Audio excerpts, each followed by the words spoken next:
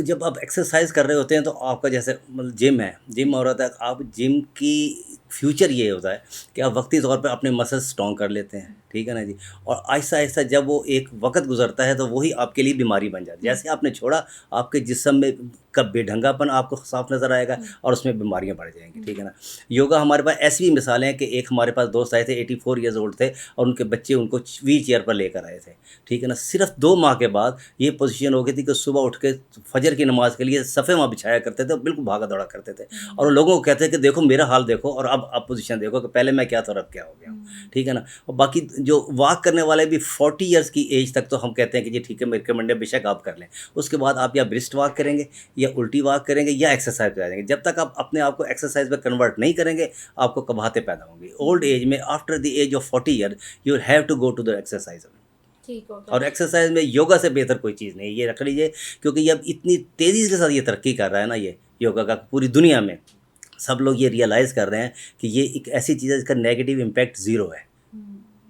اچھا اور سر مجھے یہ بتائیے گا کہ یوگا کے بارے میں بھی آپ نے بتایا، آپ نے ایکسرسائز کے بارے میں بتایا کہ ایکسرسائز میں یہ ہوتا ہے کہ آپ کی باڈی ریورس ہو جاتی ہے، دوبارہ سے اسی پوزیشن میں آ جاتی ہے اگر آپ چھوڑ دیں. یوگا کو فالو کرنے کے لیے کیا کوئی اسپیسیفک پیٹرن ہے، کوئی ٹائم ہے؟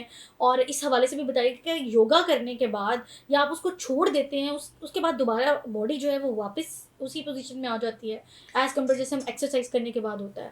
یہ اس طرح ہے کہ یوگا کا جو ہم نے پارکس میں ٹائم رکھا ہے نا، وہ ایسا ٹائم رکھا ہے کہ جو ہر بندہ اویلیبل ہوتا ہے. جس بندے نے صبح اٹھ کے نماز پڑھنی ہے اس نے، ہم نے نماز کے بعد 1 گھنٹہ تمام پارکس میں ہماری یہ ایکسرسائز ہوتی ہے، ٹھیک ہے نا.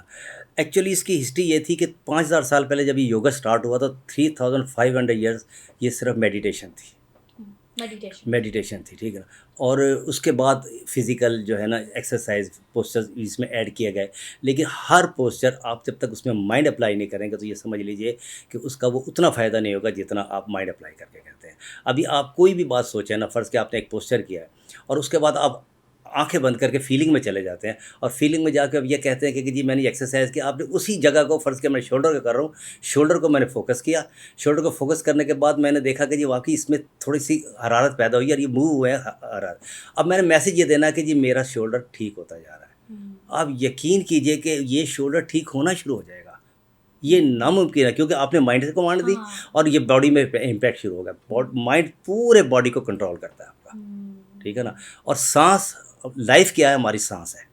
جب تک ہم اس سانس کو پراپر اب اس 90% لوگ سانس صحیح لیتے نہیں ہیں. سانس لینے کا طریقہ کیا ہے کہ آپ نے جب سانس لینا، بعض لوگ یہ سانس لیتے ہیں، اس کا کام ہی نہیں ہے، ٹھیک ہے نا. آپ نے سانس لیا، آپ کی یہ بیلی پھولنی چاہیے. اب یہ بیلی پھولی دیکھیے لنگس میں سے ہو کے جو نیچے والی پسلیاں ہیں اس میں جب تک آکسیجن نہیں جائے گی جب تک آپ کے باقی آرگنس کو بھی تھوڑی بہت آکسیجن چاہیے، ٹھیک ہے نا. ہم کیا کرتے ہیں، یہاں سے لے کے صبح اوپر سے سانس لیا ہے، یعنی کہ سانس لینے کا بھی طریقہ نہیں آتا. اور یہ یوگا جو ہے نا یہ آپ کو بتائے گا کہ جی آپ نے سانس کیسے لینی ہے. اور ہمارے ہر پوسچر میں سانس کا لینے کا طریقہ کار ہے کہ کس جگہ انہیل کرنا ہے، کس جگہ ایکسہیل کرنا ہے. اور آپ دیکھیں گے کہ ہم اسی کو صرف یہ کہتے ہیں صرف 10 days ہمیں دے دیں. اگر آپ کو فائدہ نہ ہوا تو آپ سے معذرت کر لیں گے، اور اگر فائدہ ہو تو آپ کی ڈیوٹی یہ ہوگی کہ آپ 2 بندوں کو لے کر آئیں. اور ہمارا لوگو کیا ہے؟ ہم یہ کہتے ہیں کہ ہماری فیس کیا ہے؟ پرے اینڈ اسمائل ہماری فیس ہے.